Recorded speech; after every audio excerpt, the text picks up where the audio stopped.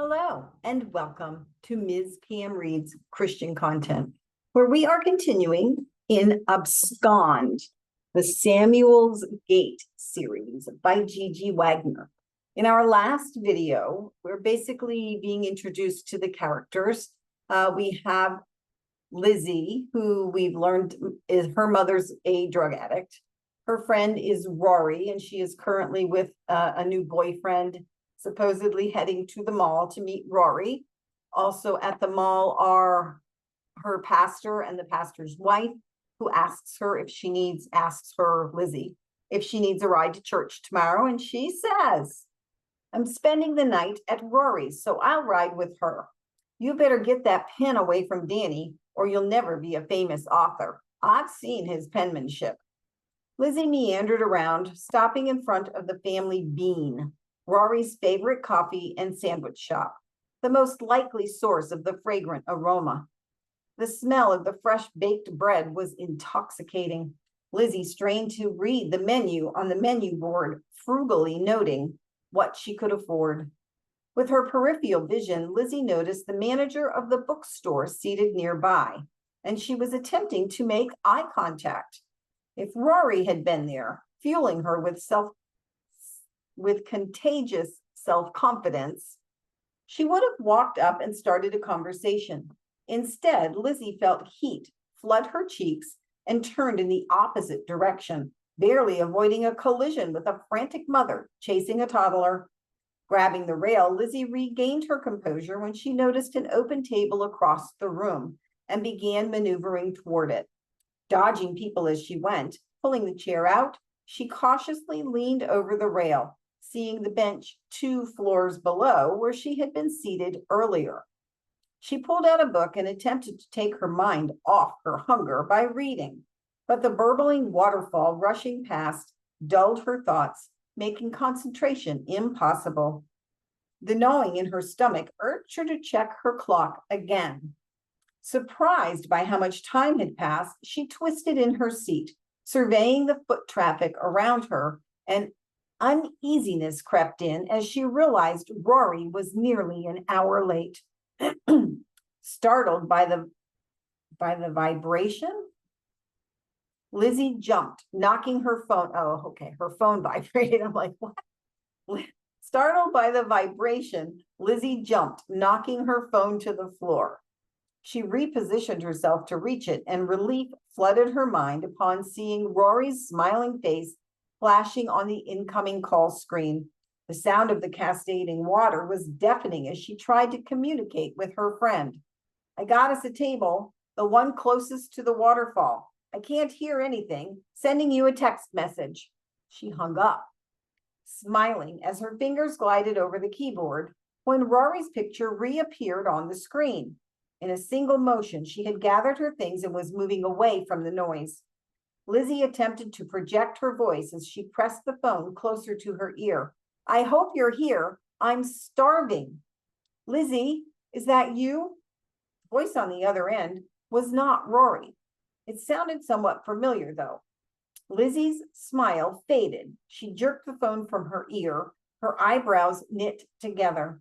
She replaced it with caution, all of her senses focusing on the caller. Why was Mrs. Andrews, Danny's friend from church, on Rory's phone? Who is this? She asked. Lyzee, this is Officer Andrews. Where are you? Why do you have Rory's phone? Lyzee asked. I'm at the scene of an accident. The words echoed in Lyzee's mind, making it impossible to think. She could feel beads of sweat collect on her upper lips and spots formed in front of her eyes. I want to send Danny and Tara to where you are. I'm at the mall. Let me talk to Rory. The next words were almost impossible to ask, but Lyzee had to know. She was in the accident? Is she okay? Danny and Tara will be there in a few minutes, Officer Andrews said. Lyzee's knees buckled and she crumpled to the floor. Her phone dropped next to her. The faces around her became indistinct. She knew she needed to stand, but she felt disconnected from her feet. A whooshing sound in her ears made the nearby voices sound distant. Lyzee's mind struggled to grasp the meaning of what was being said by a voice close to her. She opened her mouth but struggled with what to say until she realized the conversation wasn't directed to her, but was rather about her. This is Claire Michelson. I work here at the mall. With whom am I speaking?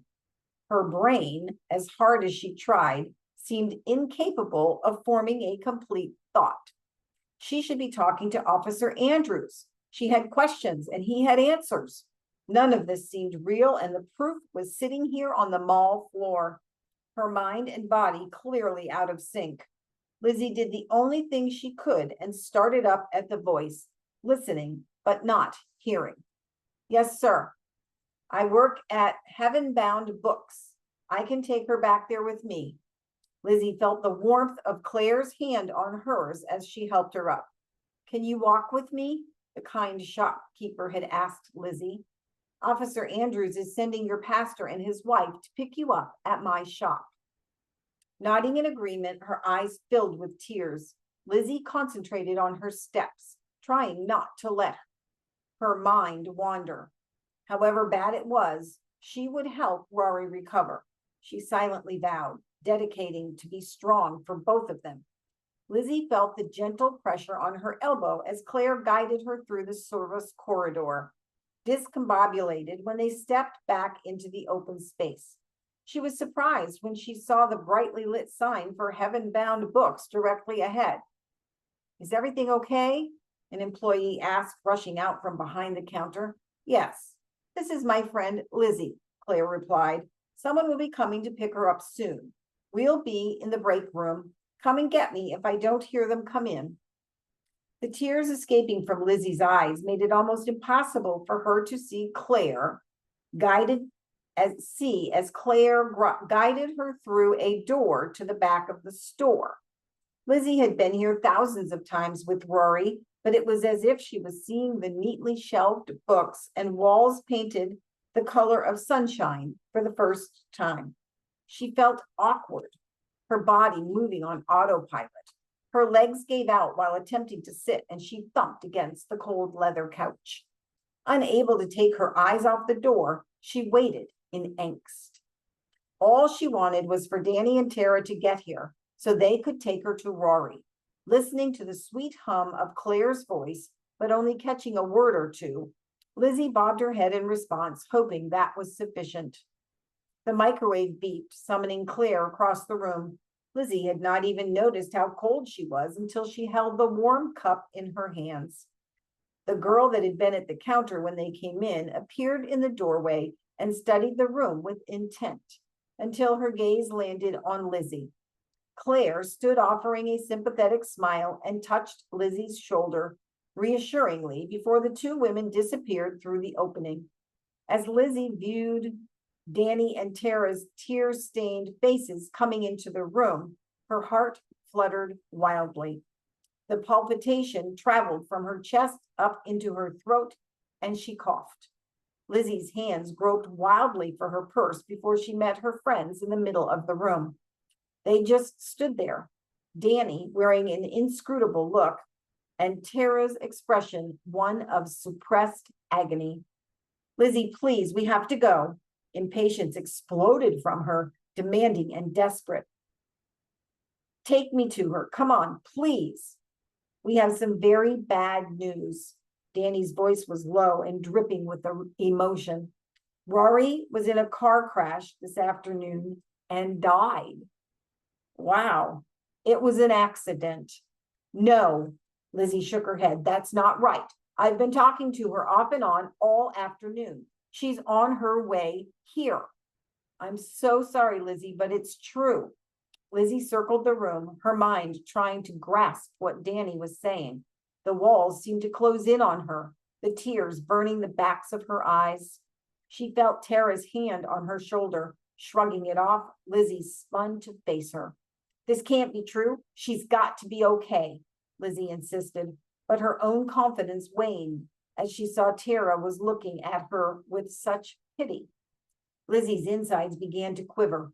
A gut-wrenching sob escaped, and she fell into the warmth of Tara's hug. Drowning in her tears, she opened her mouth, trying to find her voice through the thickness of her throat. I have to know what happened. Please tell me. Was it my fault? Did she wreck when she was texting me? Lyzee, it was not your fault. We don't know yet why it happened, Danny said. She ran off the road and up an embankment, causing her to spin out of control. She ended up on the wrong side of the road in a blind curve. The truck tried to avoid her. She died instantly. A moan rung out from Lyzee's soul, filling her ears. She pulled on her shirt where it covered her heart as though the motion could somehow repair its utter brokenness. The sobs drained her strength, making her body tremble. Utterances, unrelenting, spilled from her lips, her hair swishing around her shoulders. No, no, no, no, no, no, no, no. And that's the end. Whew. Wow. Well, that was a tough second part of the chapter, but I guess it sets the stage for how the story is going to continue on. All right. Well, guys, I hope you have a blessed day. Hug your loved ones when they leave the house. All right. I'll see you next time.